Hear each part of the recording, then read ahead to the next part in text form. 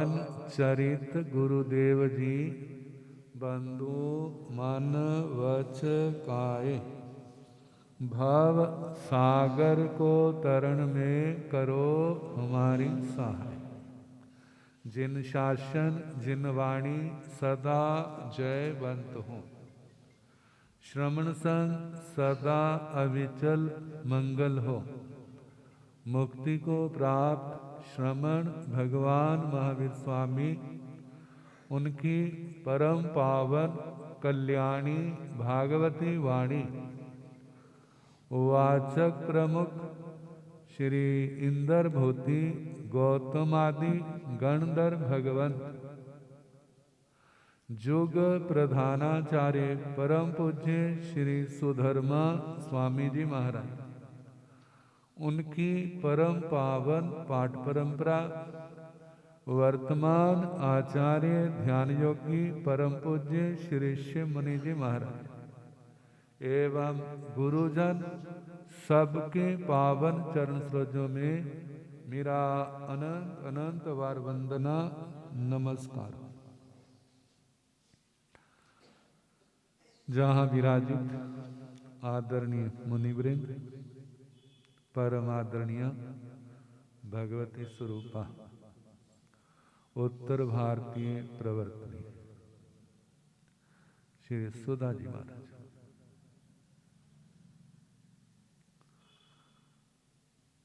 प्रज्ञा भगवती धर्म प्रभाविका परम आदरणीय साध्वी रवि रश्मि, आगम रसिका श्री प्रेक्षा जी महाराज, साध्वी वृंद, धर्म प्रेमी सज्जनों, माताओं तथा बहनों,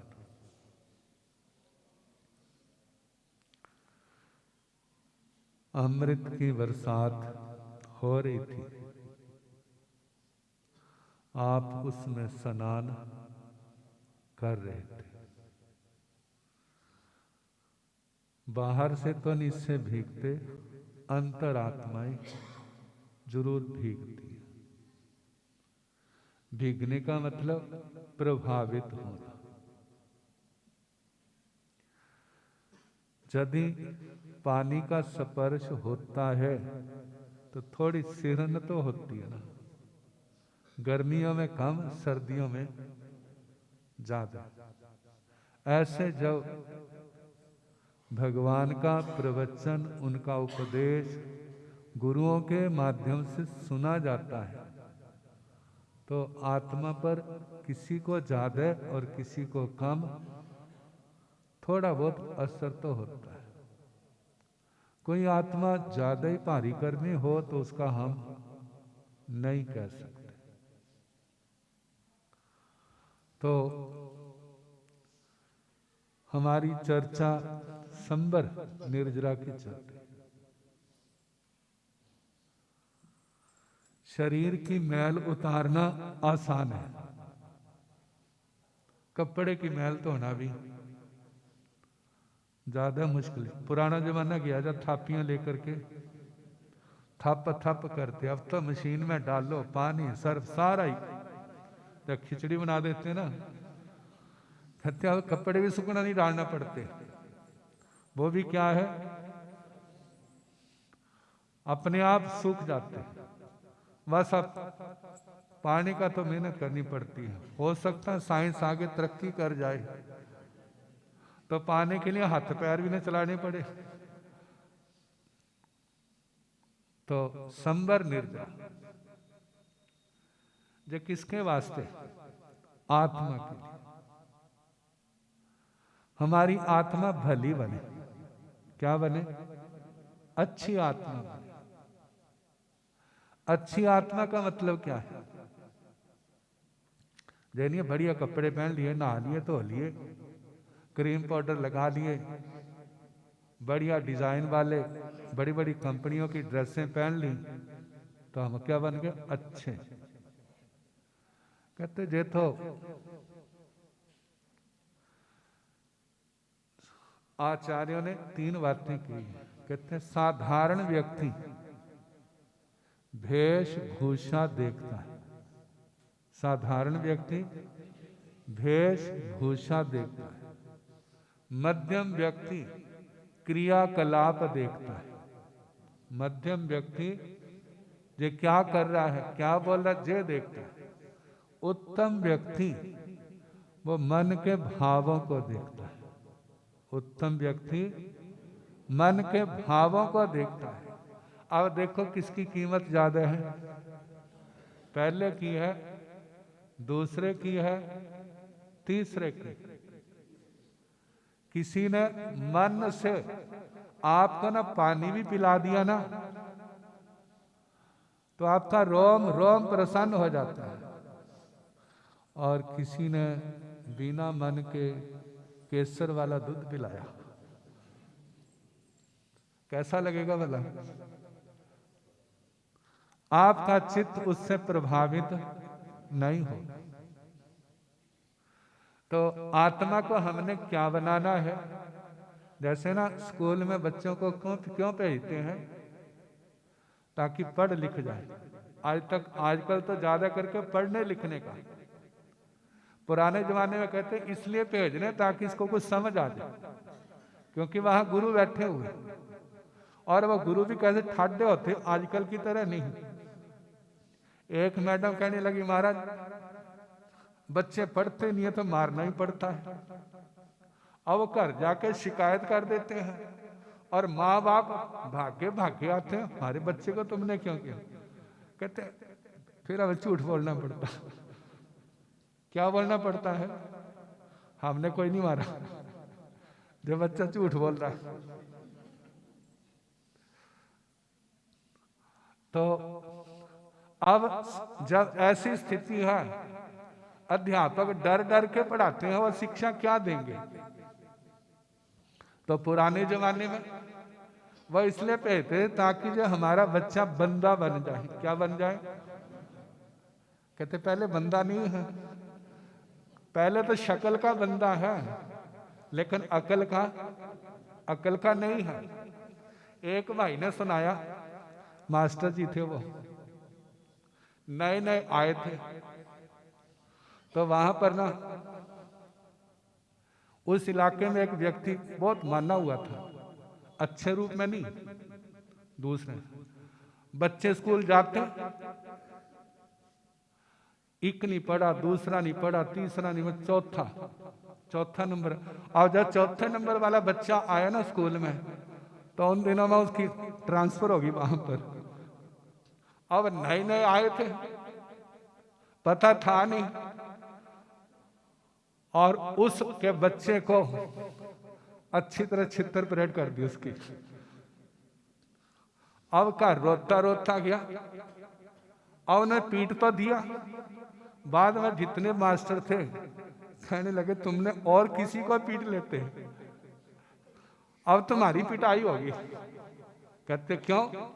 अब शरीर की दृष्टि, वो भी डील डॉल के अच्छे थे। कहते ऐसे ऐसे, कहते कोई बात नहीं, देखा जाएगा।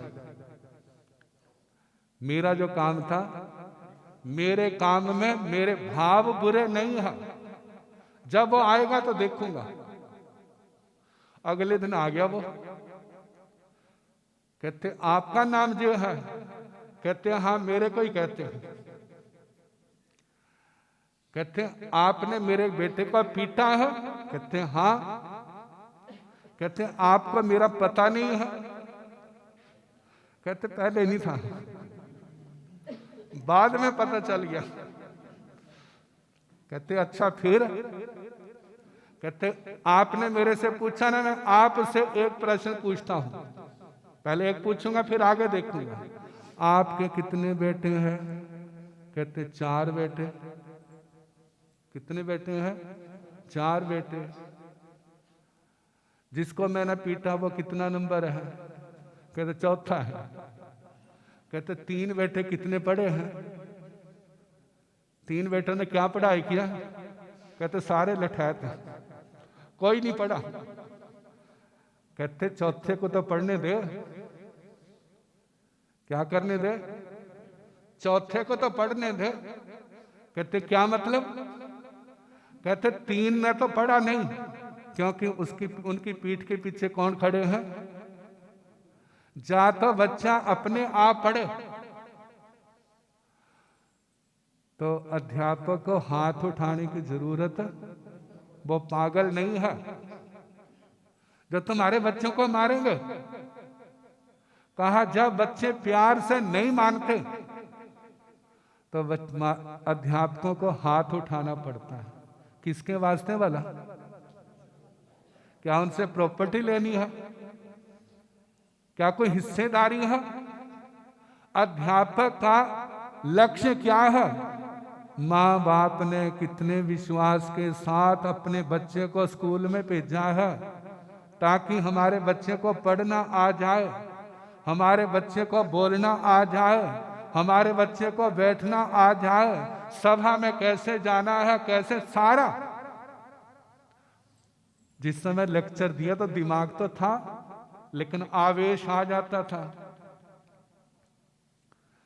कहते जे तो हमने कभी सोचा नहीं। कहते अब सोच लो। कहते कहां पर है वो? कौन वाला? जिसने आपकी शिकायत लगाई। अब पकड़ लिया। अब जो गुस्सा अध्यापक पर बरसना था उस बच्चे के ऊपर बरस गया। कहते हममें गुमराह करते हैं, हमें मास्टर ने मारा, लेकिन ये नहीं कहा कि हमने पाठ नहीं सुनाया, हमने पढ़ा नहीं, ये नहीं कहा कि आज के बाद यदि तेरी शिकायत आई, पहले तो अध्यापक तेरी सेवा करेंगे और घर आते क्या करेंगे? घर आते हैं अब बच्चा क्या बन गया? बंदा बन गया। अब जब कभी मिलते हैं कहते हैं गुरुजी आपने हमें बंदा बना दिया, नहीं तो हम क्या थे। कहते कितना अच्छा होता यदि हमारे दूसरे भाइयों के समय भी आप आए होते तो हम सारे क्या हो जाते। तो किसके वास्ते भेजते थे? हमारा बच्चा एक सभ्य नागरिक बन जाए। आजकल बच्चे पैसे कमाने वाले तो बन रहे हैं, लेकिन सभ्यता कितनी कहें, धर्म की शिक्षाएं कितनी कहें, जो किसी से ओझल नहीं। तो सत्संग में भी आते हैं क्या करने के लिए? लक्ष्य तो ये होना चाहिए हम एक अच्छे इंसान बने, क्योंकि धर्म की आधारशिला क्या है? धर्म की आधारशिला कहां से प्रारंभ होती है? मानवता होगी तो वहां पर धर्म का कल्प वृक्ष पैदा होगा। यदि मानवता नहीं है तो कहां से पैदा होगा? इसलिए भावना एक शब्द आता है। लोग भावना भाते हैं। क्या भावना? जिसका शुरू से चले, जिसके बच्चा नहीं है, क्या भावना भाते हैं? हे भगवान, भाते हैं ना, हमारे क्या हो जाए? बेटा हो जाए। अच्छा मानो बेटा ना हो तो फिर अच्छा भगवान बेटी हो जाए। अब बच्चा हो गया, अब अगली भावना क्या है? हे भगवान हमारा बच्चा तंदुरुस्त रहे, हमारे बच्चे की लंबी आयु हो, 5-6 साल का हो गया है, हे भगवान अब हमारा बच्चा क्या हो जाए? पढ़ लिख जाए। अब जब पढ़ लिख गया फिर भावना और आ जाती है। कौन सी वाला? हमारा बच्चा पैरों पर स्टैंड हो जाए। पैरों पर स्टैंड हो गया, अब हे भगवान अब हमारे बच्चे की शादी हो जाए। कहां पर शादी हो? चुंगी चौपड़ी वालों के? ना महाराज। अब करते करते मानो शादी भी हो गई, मन भर गया, इतनी भावना पूरी हो गई, अब तो पोता देखने का मन कर रहा है। हे भगवान अब पोता दे दे। अब मानो पोता दे दिया। अब जो बच्चे के ऊपर भावनाएं थी वह पोते पर चलने लग पड़ी। पोता तंदुरुस्त रहे, लंबी आयु वाला हो, अच्छा पढ़ लिख जाए, पढ़ लिख गया, फिर उसकी शादी की बारी आ जाएगी। मानो जे पोते की शादी ना हुई, फिर भगवान के ऊपर प्रश्न चिन्ह लग जाएगा। लग जाएगा भला? कहते भगवान कुछ नहीं है। कहते तुम्हें देता रहे तो सब कुछ है, और ना दे तो? कहते एक बार की बात, अपने एक नगर है यूपी में, कहते वहां पर स्थानक में देवता का वास है। तो किसी भाई की चाबी गुम हो गई, और उसके चला कि स्थानक में जाके सोता हूं, देवता से मन्नत मानूंगा और वो मेरे को सपने में बता देगा। और उसने क्या किया, स्थानक में चला गया, दरी विछाई, धोती पहनी हुई थी, कुर्ता पहनना था। अब कहने लगा ये सचमुच में जहां देवता है ना, तो मेरे को बताए मेरी चाबी कहां पर है। अब जिस समय वो लेटा है ना, एकदम जैसे मुक्कों की बरसात होती है। अब भाई को उठना मुश्किल हो गया। कहते हाँ, तेरी चाबी मिल जाए तो मैं सच्चा हूं, और तेरी चाबी ना मिले तो मैं झूठा हूं। अब इतना कांदा पड़ना, उठ के जो भागा, कहां पर बोला, घर की ओर भागा। और घर जिस समय पहुंचा तो देखा चाबी सामने। देखो भला हमारी भावना कैसी है। कहते हैं हमारी भावनाएं केवल संसारी पदार्थों में उलझी हुई, संसार के सुखों में उलझी हुई है। हम सबको तो अच्छा बनाना चाहते हैं, लेकिन अपने आप को कहते मैं अच्छा तो हूं, मेरे में क्या कमी है। कहते यही कमी है। क्या कमी है भला? कहते हैं वो व्यक्ति सबसे ज्यादा दुर्भाग्यशाली कौन? जिसको अपने दोष दिखाई नहीं देते। जिसको अपने दोष दिखाई नहीं देते वो सबसे ज्यादा दुर्भाग्यशाली। और सबसे ज्यादा सौभाग्यशाली कौन? इससे उल्टा लगा लो, जिसको अपने दोष गुण चाहे नहीं दिखाई दे, अपने दोष दिखाई देते। जब दोष दिखाई देंगे फिर वह परमात्मा से प्रार्थना करेगा, भगवान मेरे अंदर वह शक्ति प्रकट हो, वह ताकत आए कि जो मेरे दोष हैं वो सारे क्या हो जाए, नष्ट हो जाए। अब वह शक्ति कैसे आएगी? वो शक्ति ऐसा थोड़ा भगवान ने आपको मत्थे पर तिलक लगा दिया और आपकी शक्ति जागृत कर दी। कहते जो कोई कोई दृष्टांत सुनने में आते हैं, लेकिन देखने में कितने आते हैं, कितनों की शक्ति जागती है।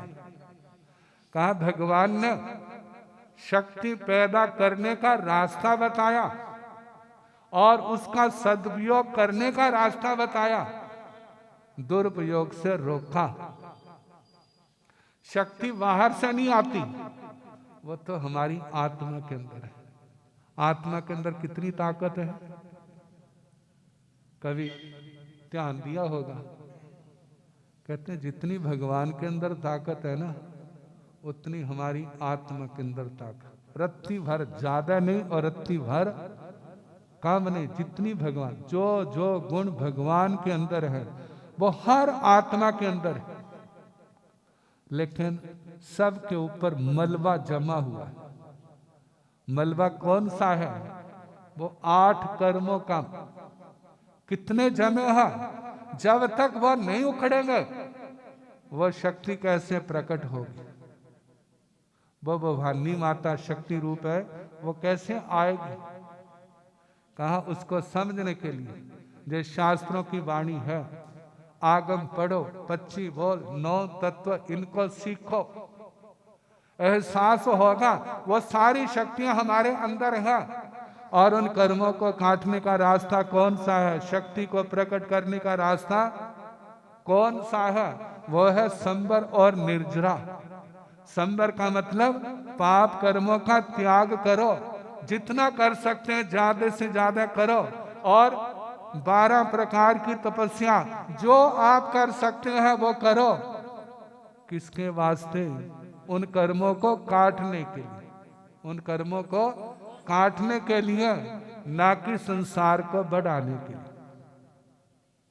कहते हैं उत्तराधयन सूत्र के 20वें अध्ययन में आता है, कहते हैं विद्या होती है ना बहुत, एक भूत प्रेतों वाली विद्या होती है। क्या होता है? एक भूत प्रेत बेताल सिद्ध हो जाए, यदि वह सिद्ध हो जाए ना तो सबसे वफादार सेवक होता है। हर हुक्म, भाई जे करना करूंगा, जे करना करूंगा, जे करना जे करूंगा, हर काम करेगा वो। अब यदि वो पूरा सिद्ध ना हो फिर उसका गला पकड़ लेगा, फिर उसको मार देगा। कहते इसी प्रकार यदि धर्म के साथ विवेक ज्ञान है, विराग है, तो ये धर्म तारेगा। क्या करेगा? तारेगा। कारण क्या? कैसे तारेगा?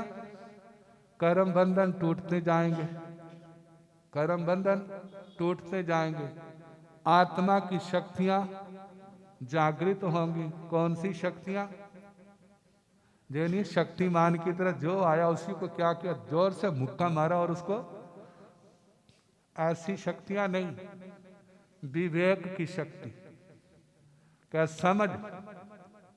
वो भगवान के बोल सारे जीव जीना चाहते हैं, मैं किसी को डिस्टर्ब नहीं करूंगा। समता आएगी, सहनशीलता आएगी, मृदुता आएगी, सरलता आएगी, संतोष आएगा, पुण्य में वृद्धि होगी, आत्मा के अंदर वैराग्य भावना जागृत होगी, जिसके कारण से वो मोक्ष मार्ग पर चलते चलते सिद्ध गति को प्राप्त करेगा। ये तो है निर्निधान, जो आत्म शुद्धि के लिए करते हैं, और जो इस तपस्या के बदले संसार के सुखों की कामना करते हैं। पुण्य तो बहुत बढ़ता है, रिद्धि बहुत मिलती है, चाहना संसार की थी, इसलिए आत्मा के अंदर विराग नहीं है। विराग न होने के कारण से जितनी रिद्धि कमाई है वो खाने में, पीने में, ऐशो-आराम में, व्यसनों में, 18 पापों के अंदर जाएगी। जो किसके कारण से मिली थी? जो उसने पूरा जन्म में नियम, व्रत, तप, संयम पाला था, उसके कारण से सब कुछ मिला। लेकिन धर्म छूट गया। जब धर्म छूट गया, भोगों की दलदल में फंस गया, फिर जो ब्रह्मदत्त की गति हुई वो किसकी होगी वाला? वो उस आत्मा की होगी। तो इसलिए कहा जाता जे भावना भाई क्या, हे भगवान मेरा वैराग्य बढ़े, मेरी संसार की भूख मिट जाए, मेरे अंदर समता आए, दिल में आत्मा में दया भावना पैदा हो, मेरे को संसार का कोई सुख नहीं चाहिए। जो कुछ कर रहा हूँ जो कर्मों की निर्जरा के लिए, इस लोक के लिए नहीं, पर लोक के लिए नहीं। किसके वास्ते भला? जश कीर्ति के लिए नहीं, आत्मा की शुद्धि के लिए। कहते हैं जिनकी आत्मा की शुद्धि है वो कहीं बैठा हो, चाहे स्वर्ग में है, चाहे नरक में है, चाहे मनुष्य लोक में है, तिरछे लोक में, लोक के किसी भी ठिकाने में क्यों ना बैठा हो, उसकी आत्मा को अनंत समाधि है। और जिसके अंदर जे धर्म संपदा नहीं है, त्याग विराग की भावना नहीं है, संतोष नहीं है, समता नहीं है, उसको स्वर्गों में भी बिठा दे तो वहां पर भी उसको समाधि नहीं है। जैसे जहर खाने के बाद गर्मियों में एसी वाले कमरे में लेट जाए तो क्या होगा? नींद आ जाएगी, पक्की नींद आएगी। एसी वाले कमरे ने उसकी रक्षा तो नहीं की, ऐसे जिसके पाप कर्म उदय में उसको स्वर्ग भी उसको सुख दे नहीं सकते।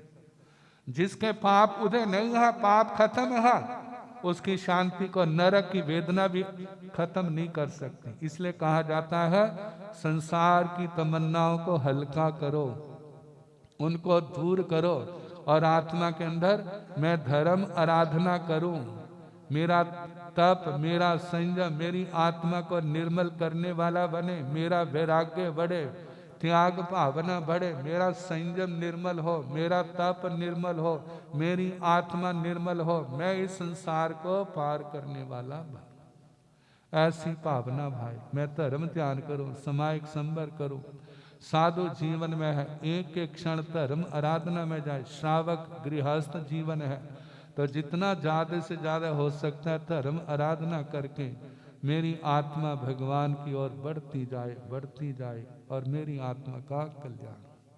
समय काफी हो गया है आज। देखो सबका संतों को इकट्ठे करना तो आसान होता है, और जो सारे इकट्ठे होंगे तो कथा भी तो सुनाएंगे, तो टाइम भी तो लगेगा। लेकिन ये दिन रोज के नहीं होते, आज का दिन है, कल का दिन है, परसों क्या हो जाएंगे, सभी अपनी अपनी दिशाओं को बढ़ते जाएंगे। तो ये मौके कभी कभी आते, जहां के संग की बड़ी भावना थी। 1 जनवरी भी हमारे को दो गुरु जी का जो दिन मनाया जाता है वो भी, तो भावना को ध्यान में रखते हुए आप उसका लाभ ले रहे हैं। 3 दिन का जाप बैठाया है, आज तीसरा दिन है। जो लाभ ले रहे हैं साधुवाद के पात्र हैं, जो नहीं ले सके आज का दिन आज कहेंगे, कल तो कोई नहीं कहेगा। कल तो सुबह पाठ क्या हो जाएगा, पाठ का समापन होगा। और आज सामूहिक आइमिल, सामूहिक आइमिल कहते हैं घर में भोजन का इतना स्वाद नहीं आता जितना रेड़ी पर खड़े होकर के, बोलो भला, ढाबे का स्वाद होता है या घर का स्वाद होता है। कहते हैं ऐसे अकेला घर में आप आइमिल करते हैं और एक सामूहिक रूप में सारे इकट्ठे होके करते हैं तो उसका रस कुछ और होता है। तो जे गुरु जी की पुण्य समृद्धि में जो सामूहिक आइमिलों का आयोजन रखा है तो सब ने ध्यान रखना, इसके अंदर सम्मिलित होकर के धारणा पारना जो है वो सारा यहीं पर जो समाज ने व्यवस्था की है उसके अनुसार घर में करना, आगे पीछे करते रहना, जितने मर्जी करते रहना, कोई नहीं रोकेगा। गुरु जी को आइमिल तपस्या बहुत प्यारी थी। लगभग उन्होंने अपने जीवन में जब तक शरीर ने साथ दिया आइमिल तपस्या करते रहते थे और उनका सोमवार को आइमिल होता था। मन के अंदर स्वतः प्रेरणा मिली थी कि हमें कोई ना कोई तप करना है। तो जानते हैं बार तो 7 ही होते हैं, अब कोई ना कोई आएगा और 7 बार देवी देवताओं से जुड़े हुए, चाहे किसी को देख लो। तो सोमवार का उनको अच्छा लगा और सोमवार को वो आइमिल करते थे। और कभी कभी कुदरती शरीर है, कोई दुख तकलीफ आनी होती थी तो वो अमल ना कटे पहले एडवांस कर लेते थे। मानो एक दिन छोड़ के ऐसे अमल कर लिए तो उसके बाद तकरीबन देखा जाता था जितने एडवांस किए होते थे ना, बाद में कोई ऐसी असाता वेदनी आ जाती तो होते नहीं, तो आखिर में क्या हो जाते वो सारे पूरे हो जाते और उसके बाद ठीक हो जाते, दोबारा फिर क्या हो जाता आइमिल तपस्या।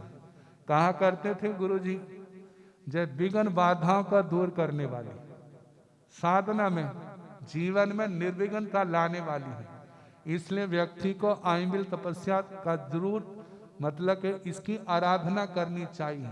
क्योंकि सुख शांति होगी तो धर्म ध्यान भी क्या होगा, सुख शांति से होगा। तो जहां तक संभव हो, अपने शास्त्रों में तो आता ना, अष्टमी को, 14 को, अमावस्या को, पूर्णमासी को क्या करते हैं, प्रतिपूर्ण पोषद करते हैं, वो नहीं करते, दयाव्रत करते हैं, सामायिक संवर ज्यादा करते हैं।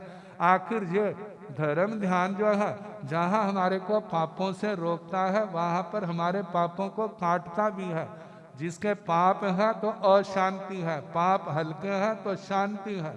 तो इस बात का ध्यान रखते हुए जो आइमिल तपस्या की जाती है, तो जिन्होंने अभी तक नहीं किया, भाव बनाए, आज का इतना अच्छा मौका है, तो ज़्यादा से ज़्यादा आइमिलों का ध्यान रखना।